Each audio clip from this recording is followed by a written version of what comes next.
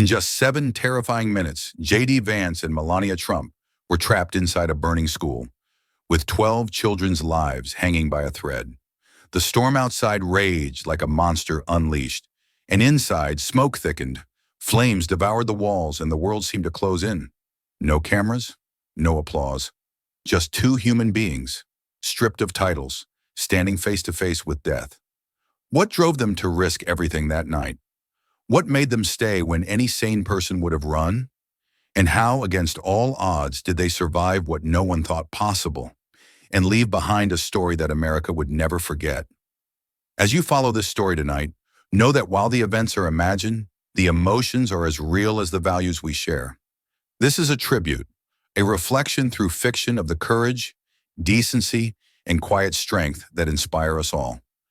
Sometimes it is in these crafted moments that we glimpse the kind of heroes we hope to be and the choices that define us when no one is watching. So join us now and let this imagined night of fire and hope kindle something true in your heart. The town looked as if it had been carved from the bones of forgotten factories.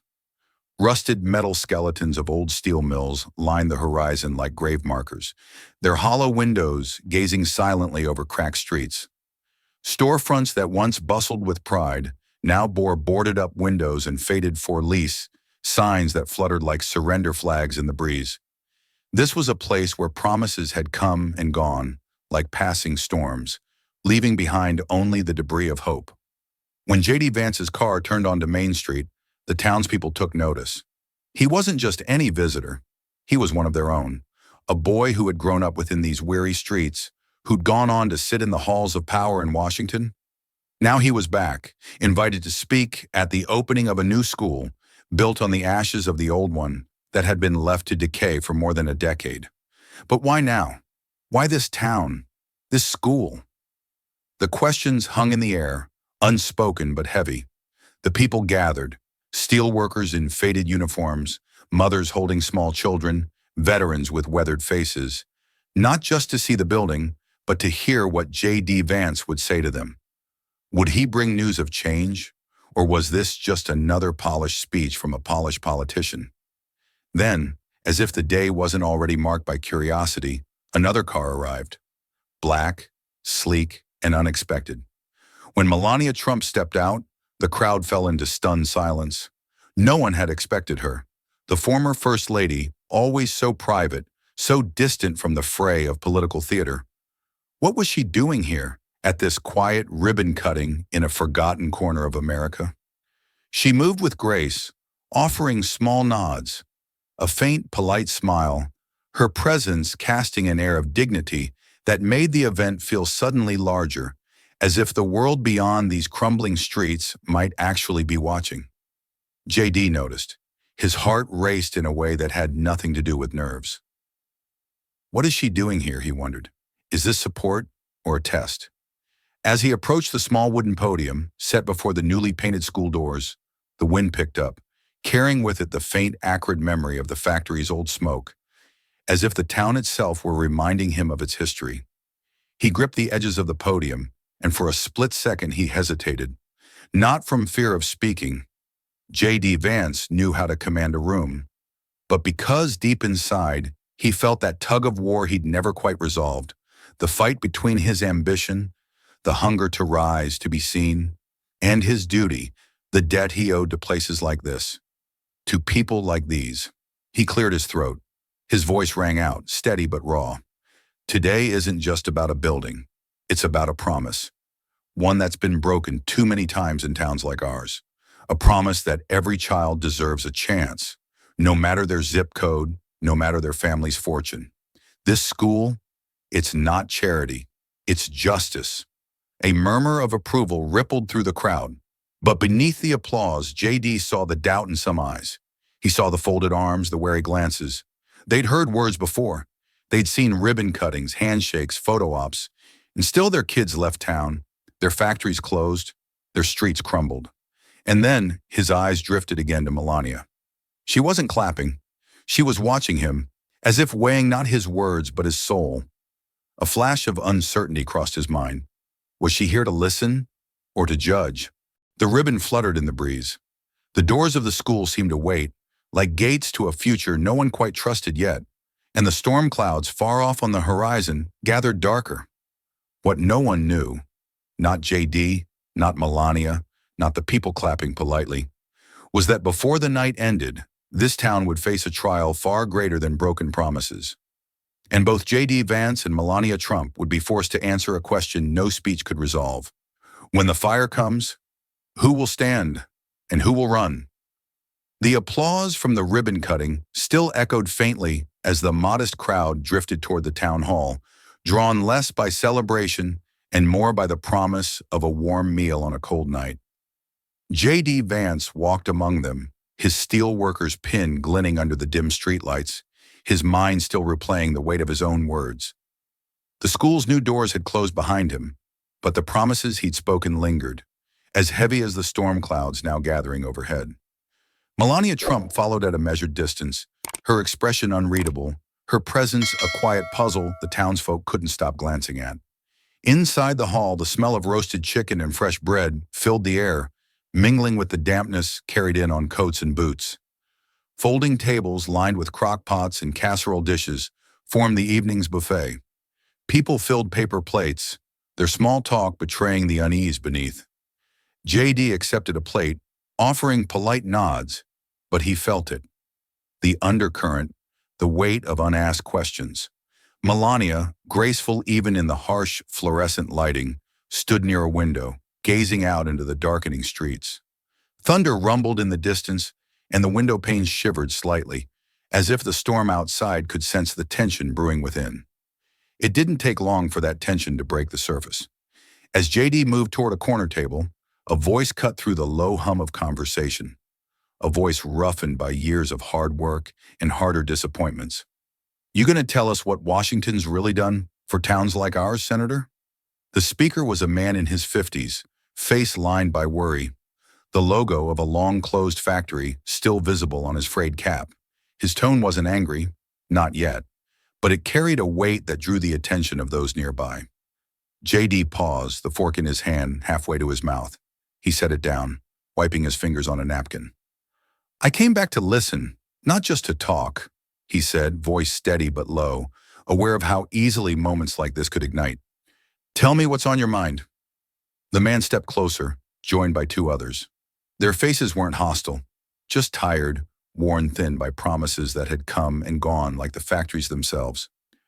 "You politicians come back with speeches and schools and plans. We've heard it. But my son, he left. My daughter, she's looking to leave. We're holding on by a thread, and speeches don't pay the bills."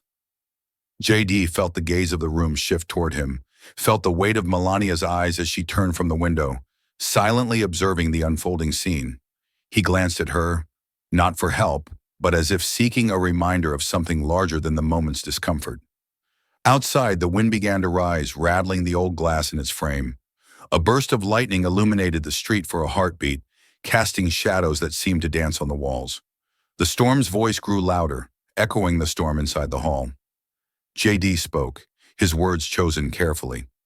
"You're right. Words aren't enough. But tonight, I'm here because I believe we can do more than talk. I can't promise to fix it all overnight, but I swear to stand with you, not just today, but when the cameras are gone." The man studied him for a long moment, then gave a slow nod. Not of agreement, but of acknowledgement. The storm outside crashed again, thunder shaking the hall, as if punctuating the tension that still hung in the air. Melania took a step closer to J.D. then, her quiet presence like a calming force, her hands folded neatly before her. And in that charged silence, as rain began to lash against the windows, the first small crackle of what no one noticed yet, a spark, hidden in the distance, found its breath. And so the evening carried on, uneasy, as if the storm outside had somehow seeped into the walls of the hall and into the hearts of all inside, waiting for a night that was about to change everything. The storm outside had grown bold, its voice no longer a distant rumble, but a constant growl that seemed to circle the town like a predator testing the fences. Rain lashed the streets, pooling in cracked sidewalks, and the wind carried with it the scent of ozone in earth. Inside the town hall, The uneasy gathering continued, but for all the tension between words and glances, nothing compared to the crack that split the night like the sky itself had shattered. A blinding flash, white and fierce, struck down upon the town's edge, hitting an old transformer perched atop a sagging pole. For a heartbeat, everything stilled. Then, darkness. The town hall lights blinked out. The street lamps died in unison. The low hum of what little the town's grid still supported fell silent, leaving only the storm's roar in its place. Gasps rippled through the hall, followed by the uneasy shuffle of feet and voices rising in nervous question. JD's hand instinctively went to his phone. No signal. Melania's calm eyes swept the room, and for a moment, her gaze met JD's in the dim, as if silently asking, what now? But beyond the hall, unseen by those gathered, the true danger had already begun its slow, silent work. At the school, the lightning strike had sent a surge racing through old wires patched together across decades of neglect. The security system, new but built on ancient bones, flickered and died. In the deepest part of the school, behind walls meant to protect, an unnoticed junction box sparked once, twice, then glowed softly like a coal that no one could see. Inside the school, Mr. Halverson, the janitor, moved through the empty corridors with his flashlight slicing the dark. He was no stranger to storms or blackouts. The school always seemed to have something that needed fixing, but tonight felt different. The silence beneath the storm's fury was too deep, too hollow. His boots echoed on the tile as he passed classroom doors and paused, feeling the faintest whiff of something sharp in the air. Burnt, metallic. He swung the beam of his flashlight toward the ceiling, the vents, the corners. Nothing but shadows and dripping rain from a window, cracked somewhere down the hall. He reached for his radio, thumbed the switch. Static. The phones were dead too. A loud creak from above made him freeze. The building's settling, he told himself. But his gut said otherwise. Mr. Halverson turned, moving faster now, heading toward the front office, toward any way to raise the alarm. But outside, the storm seemed to swallow his steps, the rain pounding harder as if to drown out the warnings that might have been. On the second floor, in what was meant to be the safest place in town, a group of children huddled together in a classroom. The storm had stranded them, their bus turned back, their parents unable to reach them through flooded roads. Miss Ellery, the young teacher assigned to supervise the overnight stay, tried to mask her worry with stories and soft songs, but her voice trembled beneath the weight of the storm's rage. She glanced at the clock, then at the dark window panes streaked with rain, and felt the thinness of the walls that separated them from whatever waited beyond. A deeper rumble rolled through the school, more felt than heard. The lights, already dim, flickered once, then went dark completely. The children whimpered, and Miss Ellery gathered them close, her heart pounding as the building around them seemed to hold its breath. And far below, behind the plaster and brick, that single glowing coal flared again, brighter now, feeding quietly on the dry wood, hidden from every eye. The storm had struck twice, but it was the next strike, silent, unseen, that would test them all. The storm had not relented. If anything, the wind now roared with the fury of something unchained, bending trees to its will and sending sheets of rain slashing across empty streets. In the shadows of the town's heart, behind the school's brick walls, that quiet coal, born from a single unseen spark, found its breath at last. A tendril of flame curled into the dry wood, testing it, tasting it, then spreading, quick and hungry, through the hollow spaces between walls. It began softly, a faint crackle masked by the storm's voice, but soon the fire grew bold, licking at beams and doorframes, weaving its way through forgotten crawl spaces, filling the dark corridors with a flickering orange that danced in the corners where no light had shone for years. Smoke followed, thick and acrid, moving ahead of the flames like a herald of what was coming. Inside the town hall, J.D. Vance leaned over a table littered with paper plates and coffee-stained napkins, locked in a tense discussion with three locals whose faces bore the weary stamp of lives spent waiting for promises kept. The conversation had started civil, a sharing of frustrations over lost jobs, shuttered clinics, roads in disrepair. But as the storm outside had gathered, so too had the edge in their voices, sharpened by long memory and quiet desperation. "I've heard talk, Senator. That's all. Talk about plans, initiatives, committees. But no one's fixing what's broken out here," said a woman with steel gray hair, her eyes steady and unblinking. "Why should we believe anything changes now?" JD opened his mouth to answer. He had answered questions like this before, in halls larger than this, before crowds more hostile. But something made him pause. A smell, faint but distinct. The harsh tang of smoke, carried on the storm's breath through a crack in the door. Before he could speak, Melania, standing near the hall's entrance, stiffened. Her eyes, always watchful, had caught something in the puddles that pooled along the street outside. She stepped forward, her heels silent on the worn floorboards, and peered into the night. There, in the rippling water, she saw it. Not the flash of lightning, not the glow of street lamps, long dead, but the flicker of firelight, reflected and real. "JD," she said, voice low but firm. He followed her gaze, and then he saw it too. A thin line of smoke against the storm-dark sky, rising from the direction of the school. Inside those walls, Miss Ellery's heart raced as she fought to steady her voice. The children clung to one another, their small faces pale in the dim light of her flickering phone screen. The smoke had found them now, seeping under doors, curling along the ceiling in gray ribbons. She tried to calm them with words, with promises that help would come soon, but her own throat burned with every breath, and the pounding of her heart matched the storm's fury outside. She moved to the door, pressing her palm against it. Warm, too warm. A tremor ran through her. She turned back to the children, forcing a smile that felt like paper-thin armor against what she knew was coming. And outside, as thunder cracked and the wind howled, JD and Melania exchanged a single look, one that said everything. The night had turned. The time for words had passed. What remained was action. The flicker of firelight on the horizon transformed the storm from a backdrop of nature's fury into something far more sinister. An omen, a warning that could no longer be ignored. As J.D. Vance and Melania Trump stepped out into the rain-swept street, the acrid scent of smoke mingled with the tang of wet asphalt, filling their lungs with a dread that words could no longer mask.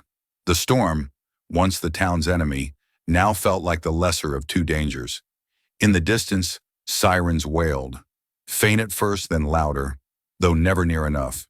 The volunteer fire brigade, proud but poorly equipped, fought to reach the school through streets already half lost to the storm's wrath. Fallen branches, flooded underpasses, power lines hanging like nooses across the road, all conspired to slow their desperate advance. Red and white lights strobed uselessly in the distance, their beams swallowed by the rain. On the sidewalks and porches, townspeople gathered despite the downpour, drawn by the glow that should never have been there. Mothers clutched their children tighter. Veterans straightened their backs, their eyes dark with memory. And in the murmurs that rose between thunderclaps, old wounds reopened.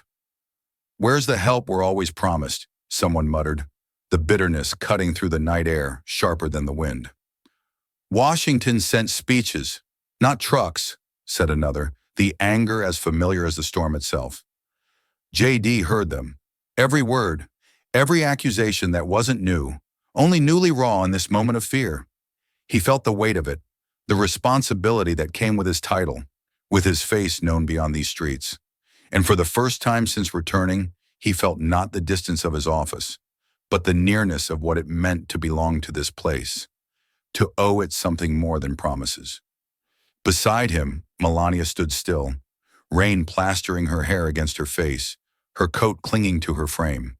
But it was her eyes, steady, clear, unshaken, that spoke loudest. She turned to J.D., voice low but fierce beneath the storm's roar. "We can't wait." Those three words settled like a command in the space between them. J.D. nodded once, sharply, as if something inside him had finally chosen. His protective instinct surged forward, pushing aside the debates and doubts of a moment before. "We won't," he said, and he meant it. They started toward the school, boots splashing through puddles, the heat of the growing fire meeting the cold of the rain in a strange, eerie embrace. Behind them, the town watched, some with hope, some with fear, all with the silent question, would this night break them or finally bind them together? And still the fire grew, unchallenged by sirens that could not reach, by promises that could not save. The school's windows glowed brighter now, each one like an eye-opening to the night, as if the building itself called out for help. JD didn't look back. Melania kept pace beside him, pale but resolute, her presence lending him strength in a way he could not name. The storm howled, the fire crackled, and somewhere in that strange duet of destruction, the town held its breath, frozen, waiting for what would come next. The decision was made in a breath. No words, no further glances exchanged. J.D. Vance and Melania Trump broke from the crowd as if answering a summons only they could hear. Behind them, voices called out, warnings, pleas to wait for help, to think, to stay safe. But the storm swallowed those words and neither of them turned back.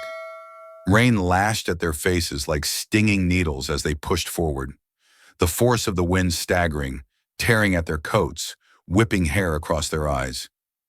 Each step felt like pushing against the weight of the world itself, as if the storm resented their defiance, as if the night conspired to keep them from what they had chosen to do.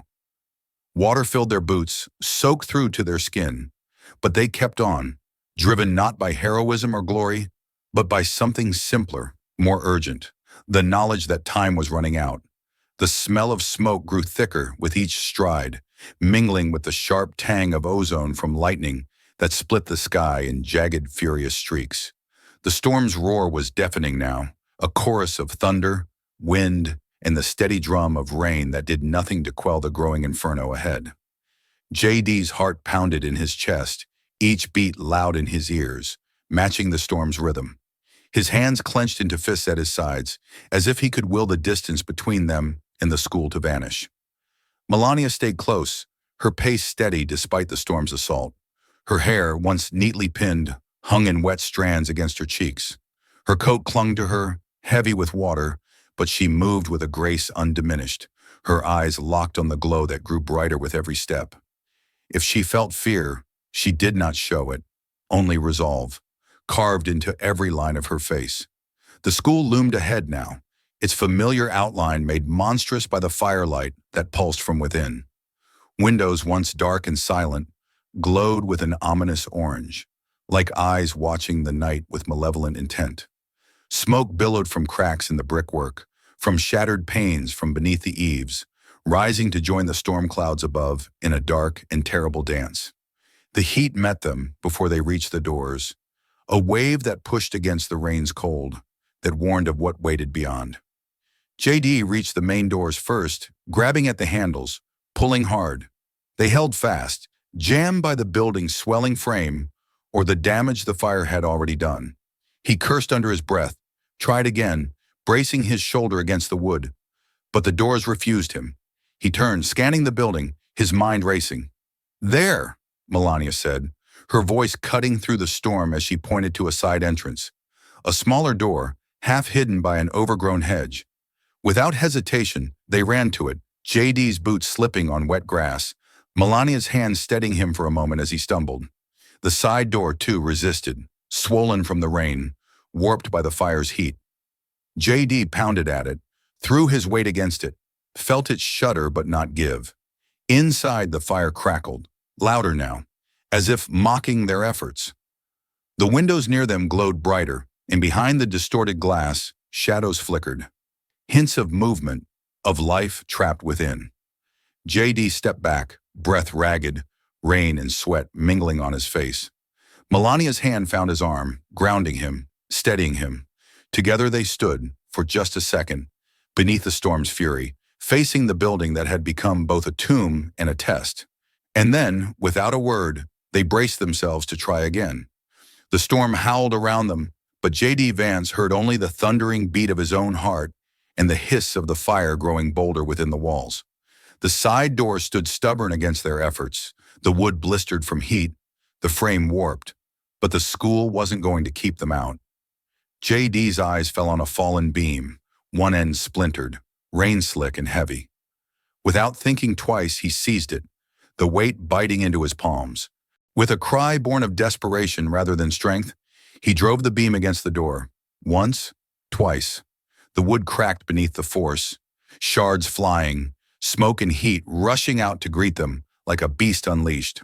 A final blow, and the door gave way, swinging inward on a tortured hinge. JD dropped the beam, chest heaving, the air thick with smoke that clawed at his lungs before he even stepped inside. Melania was already at his side, not pausing, not waiting for direction. She bent, hands quick and sure, clearing debris that blocked their path. Chunks of plaster, splintered wood, glass glittering like fallen stars beneath the flicker of firelight. The storm's fury met the building's heat at the threshold, wind driving rain through the broken doorway, but it was no match for the inferno that waited beyond. Inside, the heat was immediate, staggering, a wall that pressed against them with the weight of a furnace door swung open. The smoke coiled and rolled, thick as fog but hot, alive, filling their mouths and eyes, turning breath into a struggle, sight into shadows. JD pulled his coat tighter over his nose and mouth, eyes stinging as he forced them open, searching the gloom. He called out, voice hoarse already, the sound swallowed by the crackle and roar of the fire that fed hungrily on the school's bones. For a terrible moment, there was nothing in reply, just the language of the flames, the groan of beams straining under their burden. Then faint, fragile, a cry, a child's cry, thin as thread but unmistakable.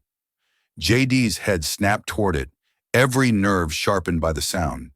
He took a step forward, boots crunching glass, heart hammering, calling out again, louder this time, hoping, willing the voice to answer once more. Beside him, Melania tore a strip from the scarf at her neck, wrapping it around the lower half of her face, her movement swift, focused. Without hesitation, she moved ahead, pushing deeper into the smoke, hands feeling along the scorched wall, eyes narrowed against the sting. The heat seared through soaked clothing, sweat mingling with rain on their skin, but neither faltered. The building creaked, shifted, a warning whispered in wood and stone that time was not on their side. The air itself seemed to burn, each breath a battle. But there, ahead, movement, a flicker of pale shapes through the gloom. JD reached for Melania, pointed, and together they pressed forward, driven by that faint cry, by duty that had no room for titles, no space for second thoughts. Every step was earned, every inch a test. The storm raged outside, forgotten now. The only storm that mattered was here, between flame and smoke, between life and loss. And as they moved deeper into the heart of the fire, the question was no longer whether they would find those trapped inside. It was whether they could bring them out before the building claimed them all. The fire's breath grew hotter with every step, the air thick with smoke that clawed at their throats. But JD Vance and Melania Trump pressed forward, drawn by the sounds that cut through the roar of the flames. JD's boots crunched over charred debris, glass and plaster slick beneath his feet. His eyes stung, every blink slow and burning, but he forced them open, scanning the haze for any sign of life. Then he saw it. At the base of a stairwell, half shielded by a fallen beam, lay a small figure. Still, too still. JD's heart clenched. Without thinking, he lunged forward, dropping to one knee beside the boy. The child's face was streaked with soot, his hair damp with sweat and smoke. JD pressed 2 fingers to the boy's neck, desperate for a sign, and found it. Faint, but there. Relief hit him like a wave, but there was no time to savor it. With a strength born of adrenaline, JD lifted the boy, cradling him for a moment before shifting him over his shoulder. The weight was nothing against the urgency that drove him. He turned, eyes searching for Melania through the swirling smoke, through the flickering shadows cast by flames that licked at the walls like hungry tongues. Melania had not hesitated. While JD had gone toward the stairwell, she had followed the faint whimpers that had reached her ears, guiding her to a classroom door left ajar. Inside, she found them. 3 children, no older than 8 or 9, clinging to a desk as if it could shield them from the fire's advance. Their faces were pale, their eyes wide with terror, tears cutting clean tracks down cheeks smudged with ash. She dropped to their level, voice calm, steady despite the fear that coiled in her own chest. "It's all right. I'm here. We're going to get you out." The children stared at her, frozen. The room creaked above them, the ceiling sagging as flames worked their wicked way along the rafters. Melania extended her hands, gentle but firm. "Come now. Take my hand. We'll go together." Slowly, as if awakening from a nightmare, the children moved. One reached for her hand, then another. The third clung for a second longer to the desk before letting go, drawn by the quiet certainty in Melania's eyes. She gathered them close, wrapping an arm around two, guiding the third ahead, shielding them as best she could from the falling embers, the searing heat. JD emerged from the stairwell corridor, the boy's weight across his shoulders, and their eyes met through the smoke. No words passed between them. There was no need.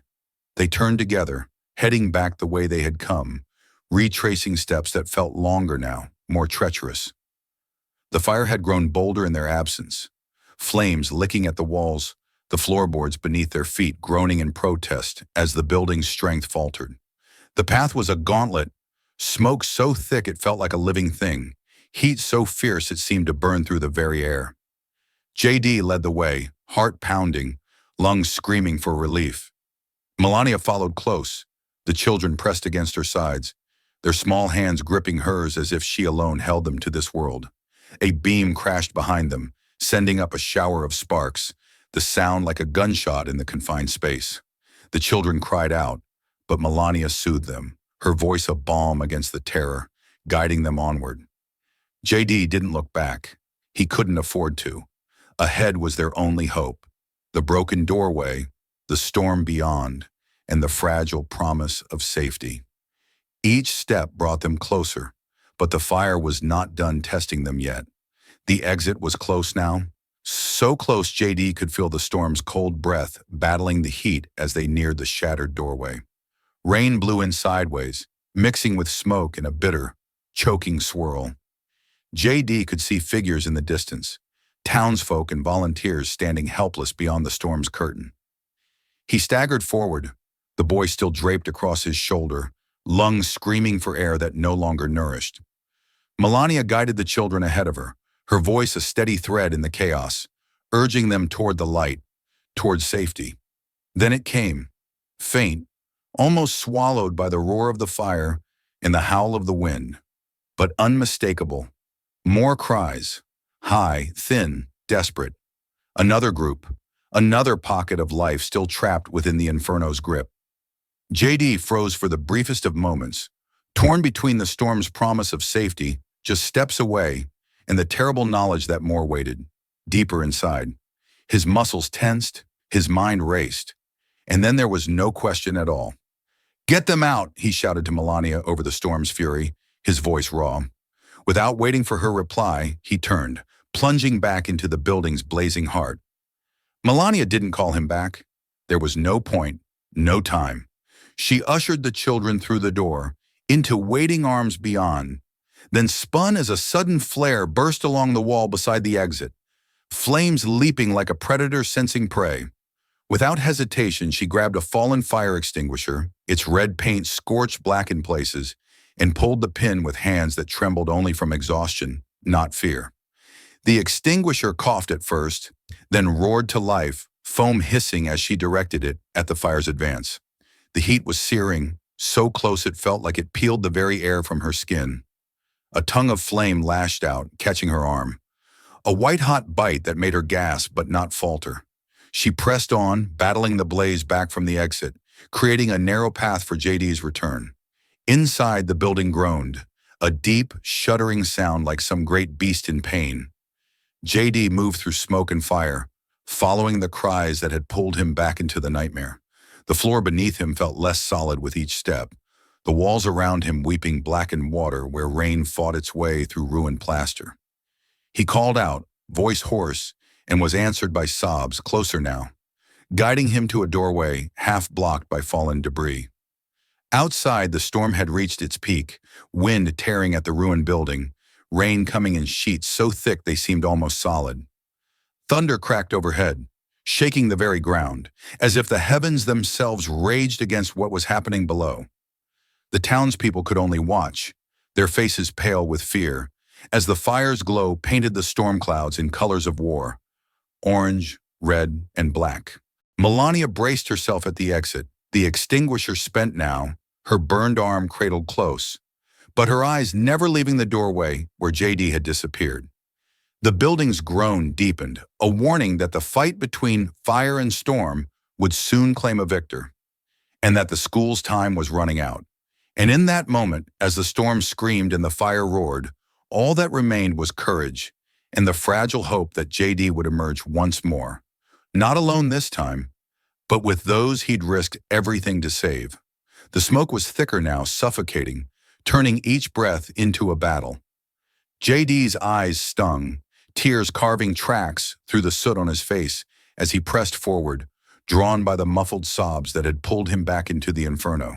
His hands, scraped and burned, shoved aside broken chairs, fallen beams, anything that stood between him and those cries. The building's groans grew louder, deeper, like some great wounded thing warning of its end. Every step JD took felt like a step deeper into the beast's belly. Then it happened. With a crack like thunder, a section of the roof gave way behind him. JD spun just in time to see it collapse in a shower of sparks and flaming debris, sealing the path he'd come through, cutting him off from the exit. Heat washed over him in a wave, forcing him back. His heart raced, pounding so loud he thought it might drown out the fire's roar. For a moment, the weight of it threatened to crush him. Not the debris, but the realization. His way out was gone.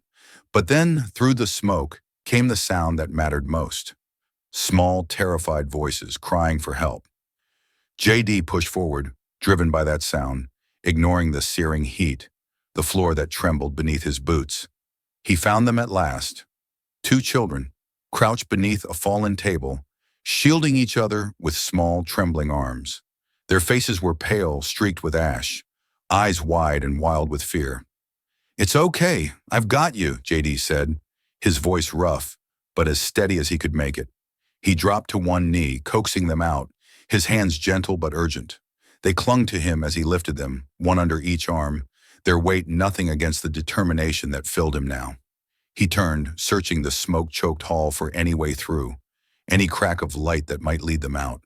The fire had made a prison of the school, but somewhere there had to be a way. Outside, the storm raged on, the rain now a torrent that barely dented the blaze. Townspeople gathered at a distance, faces upturned toward the building that had been their hope, now their horror. The flickering glow of firelight cast them in hues of despair. A young man, hands shaking, pulled out his phone and began to stream, his voice low, disbelieving. "They're still inside. JD Vance, the kids. Melania's out here. But he's still in there. Oh my God!" The stream spread like wildfire, faster than the flames themselves. Across the country, phones lit up with the image of the burning school, of the storm and smoke and desperate watchers. Millions tuned in within minutes, drawn by the terror, the courage, the unbearable waiting. Inside, JD moved fast, ducking beneath beams that threatened to fall at any second, shielding the children with his body as he searched for a way past the wreckage that blocked their escape. His mind raced. Window, door, anything. The heat was relentless, the smoke a living thing that sought to choke them. But JD didn't stop. Couldn't stop. Outside, Melania stood at the edge of the ruined doorway, rain soaking her burned arm forgotten as she scanned the windows. The flames, looking for any sign of him. The building groaned again, louder, a warning that the time for miracles was growing short. And still, the world watched, helpless, breath held, waiting to see what would come from the fire next. The night had become a blur of firelight and storm, of faces pale with fear and voices lost to the roar of wind and flame. As JD vanished deeper into the inferno, Melania stood at the threshold, her body tense, eyes fixed on the building as if sheer will could force it to release him. The storm lashed at her, plastering her hair to her face, soaking her through, but she didn't notice. All she saw was the school, burning, groaning, swallowing the man who had risked everything. The teacher stumbled toward her, coughing, eyes wide with terror, arms clutching a small child Melania hadn't even seen until that moment. Without a word, Melania reached out, steadying them, guiding them through the broken doorway, out into waiting arms beyond. The teacher tried to speak, but her voice failed, lost to the smoke. Melania gave a single nod, the kind that said everything. "You're safe. Go." But Melania did not follow. She turned back, stepping closer to the ruined entrance, ignoring the heat that radiated from the flames within. Her heart pounded, but her mind was clear, focused on one thing alone: finding JD, bringing him out. The storm's fury seemed to dim around her, the world narrowing to that single burning structure, and the man who had gone back in when others would have fled. She cupped her hands around her mouth, shouting against the roar, "JD! JD! This way! Toward the window!" Her voice, though hoarse, carried a lifeline thrown into the fire. She scanned the building's side, searching for any break, any point where the flames had not yet claimed their prize. And then she saw it. A window cracked, the glass fogged with smoke but not yet shattered. A possible way out if only JD could reach it. Without thinking, Melania ran to it, boots slipping on wet, ash-covered ground. The heat here was worse, the air thick with embers that fell like fiery rain, singeing her coat, biting at her skin. She grabbed at the window frame, the metal scorching her palms, but she didn't let go. She pulled, bracing her foot against the wall, yanking with everything she had, trying to break it free, to open a path. Inside, she could see movement, vague, shadowed figures through the haze. JD, the children, they were so close, so achingly close. The flames roared louder, angry at her defiance, the building itself seeming to shudder at the strain of holding together a moment longer. Melania didn't stop. She gritted her teeth, pulled harder, felt the frame begin to give. Embers swirled around her, clinging to her hair, her sleeves, the storm doing little now to shield her from the fire's wrath. Again she shouted, voice raw but unwavering, "JD, here, this way."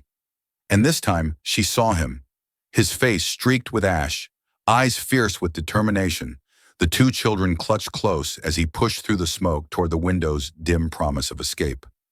The building groaned once more, a deep, shuddering sound that echoed across the storm-swept yard, a final warning. But Melania didn't flinch. She kept pulling, kept calling, until at last the window cracked wider, a narrow, precious chance torn from the jaws of destruction. And still the world watched, as the storm raged, as the fire fought for every inch, as one woman stood against both, unwilling to give an inch until the people she loved were safe.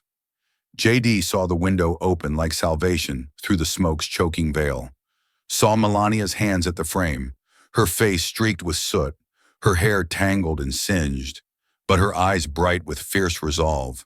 The heat was unbearable now, the flames clawing at the room's edges, greedily consuming what little was left unburned. The children clung to him, their small bodies trembling, their tears lost in the grime and ash on their faces. He knew there was no time, no second chances. With a cry that tore from his raw throat, JD drove his elbow into the weakened glass. The pane shattered outward, shards falling like rain, glinting in the firelight. The air that rushed in was no relief. It was hot, foul, but it was a way out. He lifted the first child, feeling the weight of fear in their small frame, and passed them through to Melania's waiting arms. Her fingers closed around the child, firm but gentle, pulling them free of the inferno's grasp. The second child followed, JD cradling them for a moment, whispering words of comfort he didn't even hear himself say. Melania reached again, drawing the child out into the storm's embrace, shielding them as embers fell around her like a deadly snowfall. JD's vision blurred, sweat and smoke stinging his eyes, his strength near spent, but he wasn't done. Not yet. The room behind him roared, flames leaping higher, devouring curtains, desks, the very walls, as if furious at being denied its prize. JD glanced back once, saw the fire's hunger, felt the floor beneath him tremble. Then, with everything he had left, He gripped the window's scorched edge and hauled himself up, forcing his body through the narrow gap as the heat seared his skin, as the fire lunged toward him in a final, furious surge. Melania reached for him, catching his arm as he stumbled through, dragging him clear just as the room behind them collapsed in a shower of sparks and flame. Together they fell to their knees on the wet grass outside, the storm's rain washing over them, steam rising where it met burned fabric, blistered skin. J.D. gasped for air, each breath ragged, lungs raw but alive. Melania's hand gripped his, steady, grounding him in the chaos.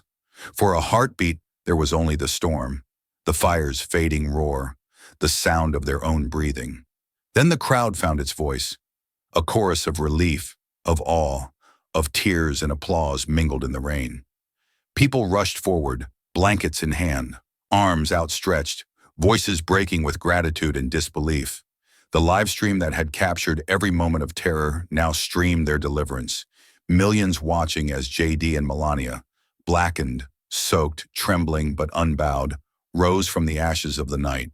And through it all, the storm began to ease, as if even the heavens had held their breath and now exhaled, humbled by what two people's courage had wrought. The fire was dying now, tamed not by heroism alone, but by the storm that had once seemed the night's greatest threat.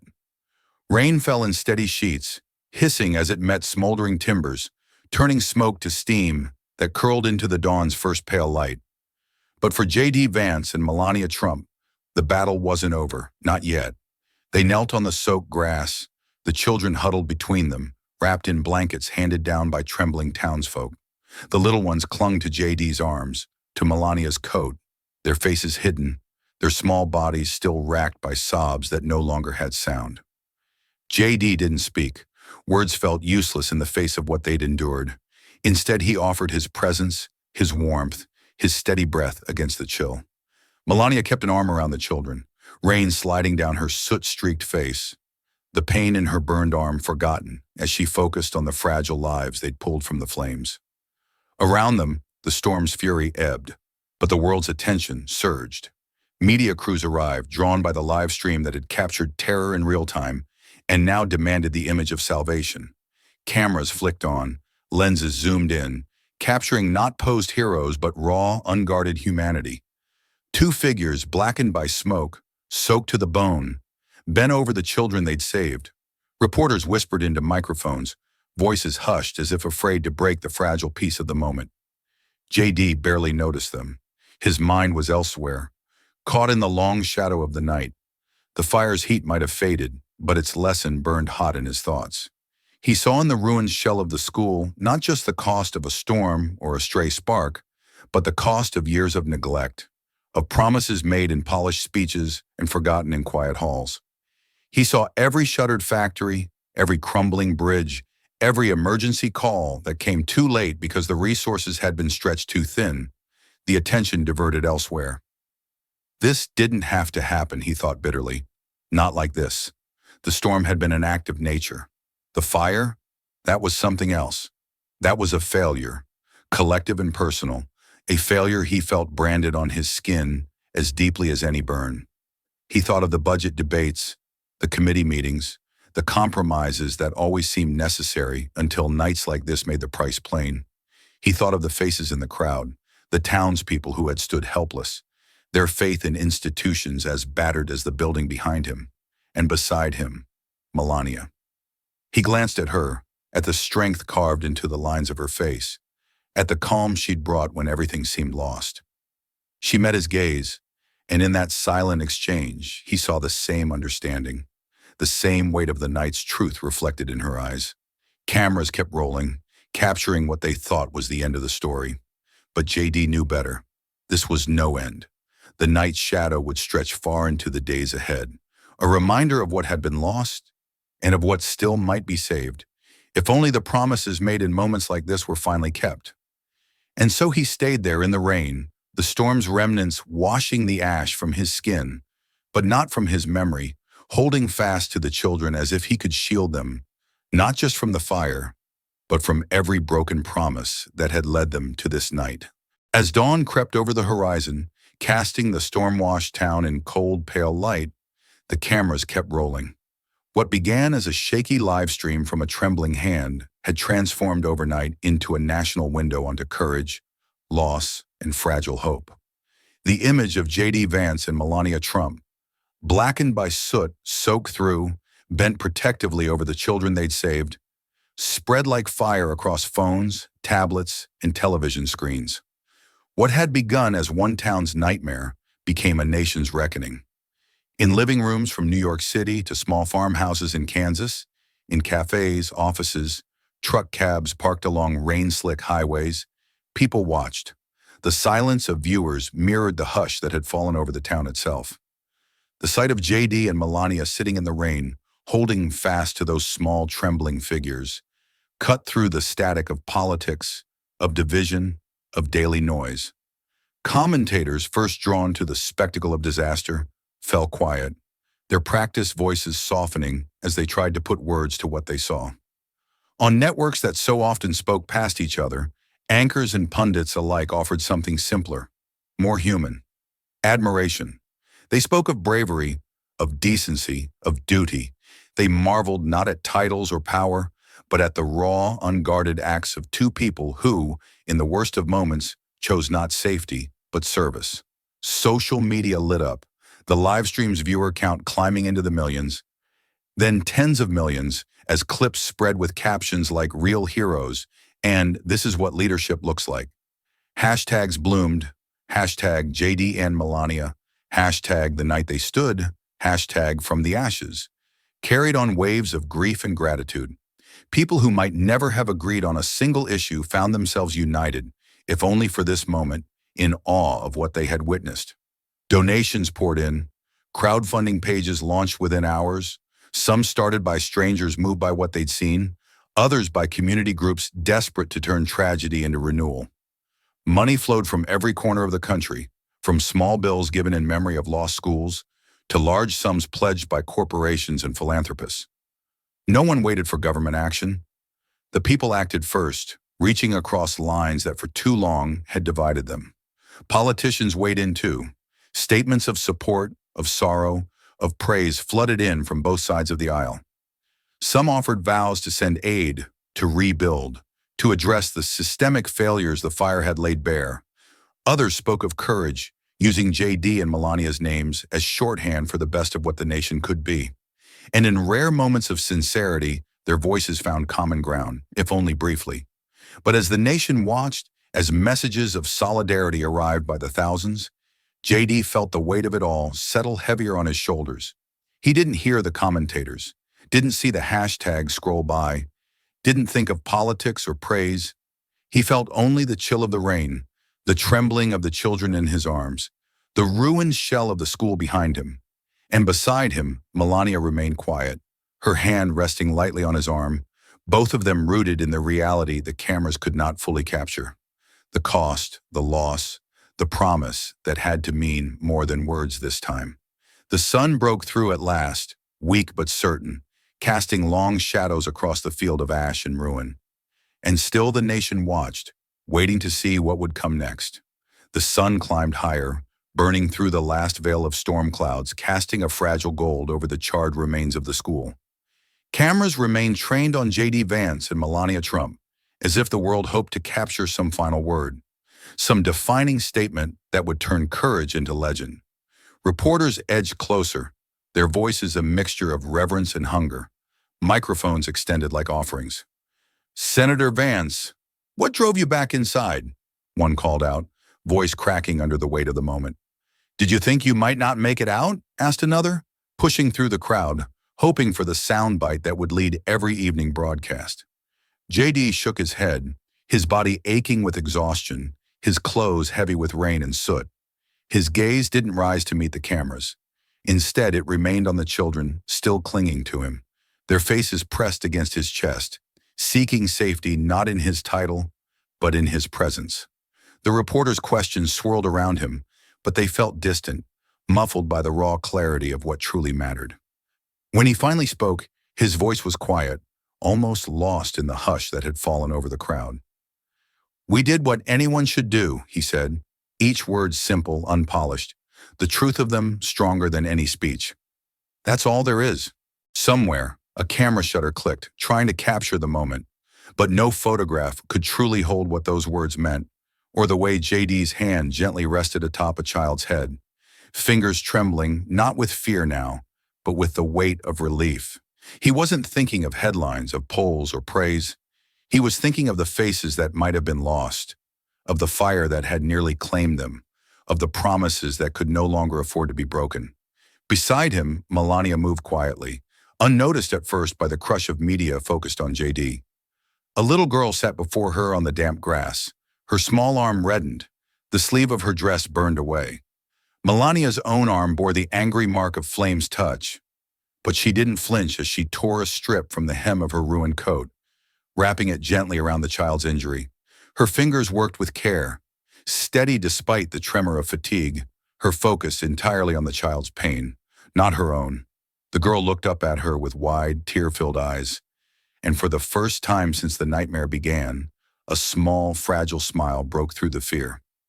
Melania returned it, a warmth in her expression that spoke louder than any speech, any statement.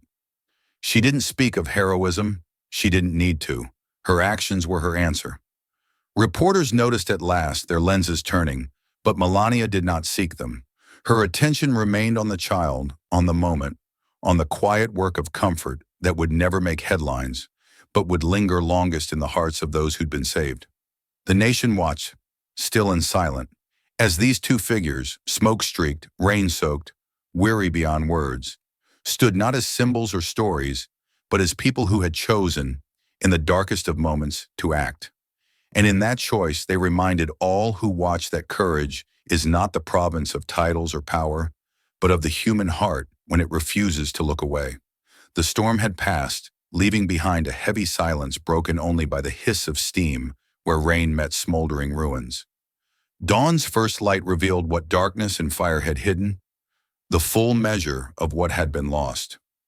J.D. Vance stood at the edge of the wreckage, boots sinking slightly into mud blackened by ash, the acrid scent of smoke thick in the air. His coat, still damp from the night, hung heavy on his shoulders, but it was the weight of responsibility that truly bore down on him now. Beside him, local officials gathered in grim quiet, their faces drawn and pale in the early light. The school was gone. What remained was a hollowed shell, walls cracked and charred, windows shattered, the roof collapsed in jagged, broken pieces. The building that had once symbolized a promise renewed now stood as a monument to failure, not of courage, but of infrastructure, of oversight, of the systems meant to safeguard communities like this. JD's gaze swept the ruins, every scorched beam and fallen brick etching itself into his memory. The children's faces, the terror of the night, the roar of the flames, all of it burned behind his eyes. But now in the light of day, that terror transformed into resolve. "This can't end here," he said at last, voice low but firm, cutting through the quiet like a blade. "I want an inquiry, immediate, into the electrical systems, the inspections, the funding that was supposed to prevent this. Every failure that led to this night, I want it on record and I want it fixed." One of the officials, a man with deep lines of worry across his brow, hesitated. "Senator, we'll do what we can, but these things take time. The reports, the hearings." JD turned to him, the exhaustion in his eyes now fueled by purpose. "No, we don't have time. I don't care if it's federal, state, or local. No more red tape. No more waiting for another disaster to show us what we already know. This town deserves better. These families deserve better." His words carried across the site, drawing nods from some, cautious glances from others. Cameras lingered at the edges, capturing the moment, but JD wasn't speaking for them. He was speaking for the town he'd nearly lost, for the children whose lives would bear the scars of that night, for every parent who had stood powerless as the school burned. "We're not rebuilding a building," JD continued, stepping closer to the wreckage, his boots crunching on broken glass, scorched wood. "We're rebuilding trust, a school, a community. And I'm not asking for help. I'm demanding it." Behind him, Melania approached quietly, her arm bandaged, her coat changed but no cleaner, her face as composed as it had been in the fire's glow. She stood beside JD saying nothing, but her presence spoke of solidarity, of shared resolve. Together they faced the ruin, the dawn, and the promise of a fight that was far from over. As the sun climbed higher, casting light on every wound the night had left, JD knew this was the real test. Not the fire, not the storm, but what came after. The answers demanded, the action taken, the promise kept not in words but in work. And with that thought, he turned to the waiting officials once more. Let's get started. In the days that followed, as the smoke cleared and the town began to reckon with its losses, Melania Trump remained a steady presence. Not in the spotlight, but in the spaces where resolve quietly takes root. The night of the fire had left its mark on her, not just in the bandage on her arm or the fatigue etched into her face, but in the purpose that now guided her every step. She had seen with her own eyes the cost of neglect, of forgotten places and broken promises, and she would not turn away. Where JD took to the halls of government, demanding answers and action, Melania moved in different circles, calling upon connections and compassion. Within a week, she announced the launch of a national campaign, a fund dedicated to rebuilding not just one school, but many in towns that too often slipped through the cracks of policy and politics.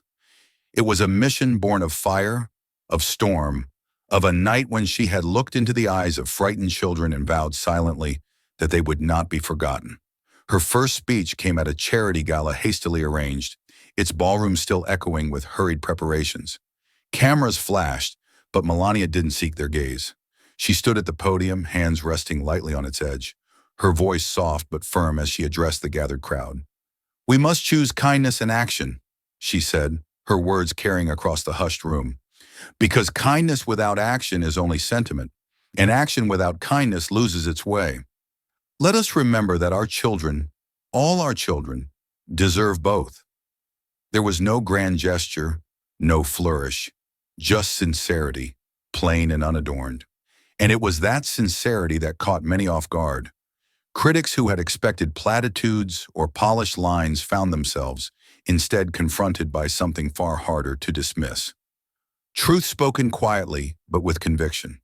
Donations followed swiftly, pouring in from all corners, from billionaires and business leaders, from small-town families who gave what they could, from school children inspired to hold bake sales and car washes in towns hundreds of miles away. The fund swelled beyond expectation, driven not by spectacle, but by a shared sense that this cause mattered, that this was a chance to be part of something that reached beyond division. And through it all, Melania remained as she had been that night at the school's window, steady, focused, unwilling to rest while there was still work to do. The campaign's success echoed far beyond donations and headlines. In quiet mailrooms and overflowing inboxes, JD Vance and Melania Trump found themselves at the receiving end of something neither had expected. Thousands of letters, sent not out of obligation or politics, but from hearts moved by what they had witnessed. The envelopes came from every corner of the country, scrawled notes from children in crayon, folded pages from veterans who knew what it meant to face danger, carefully penned messages from immigrants who saw in JD and Melania's courage the best of the nation they now called home. JD would sit in the evenings, sorting through stacks of these letters, reading them slowly, letting each word settle. Some spoke of gratitude, others shared stories of struggle, of hope, of towns just like his own that had felt forgotten until that night's fire lit something brighter than flames. Melania too read them, quietly, thoughtfully, her fingers tracing the careful handwriting of a child who wrote, "I want to be brave like you." These letters, fragile as paper, became a testament stronger than steel to what that night had stirred. They reminded JD and Melania that what began in a storm and fire had grown into something larger, a parable of courage and decency carried now into classrooms and homes, taught not as history, but as a lesson still living. Teachers used the story to spark conversations about duty and kindness, about what it means to act when action is hard. Parents shared it at kitchen tables, pointing to JD and Melania not as distant figures, but as examples of the choices we all might face, and the character it takes to meet them. And so the letters kept coming, Not to praise heroes, but to join a chorus of voices that, together, said simply, "We see what you did. We remember. We choose to be better too." In every envelope, JD and Melania felt the truth that mattered most, that courage, once given, has a way of multiplying, of calling forth the same in others, of lighting a path that leads beyond one night, one fire, one town. 1 year had passed, and with it, the scars of that terrible night had begun to heal. Not forgotten, but transformed into something new. Where once the ruins of the old school had stood, blackened and broken, now rose a building of glass and brick that gleamed in the morning light. The new school was stronger, designed not just to replace what had been lost, but to honor the lessons learned. Its halls were wide, its windows large and unshuttered, as if the very structure itself invited hope to dwell inside. J.D. Vance and Melania Trump stood together before the gathered crowd.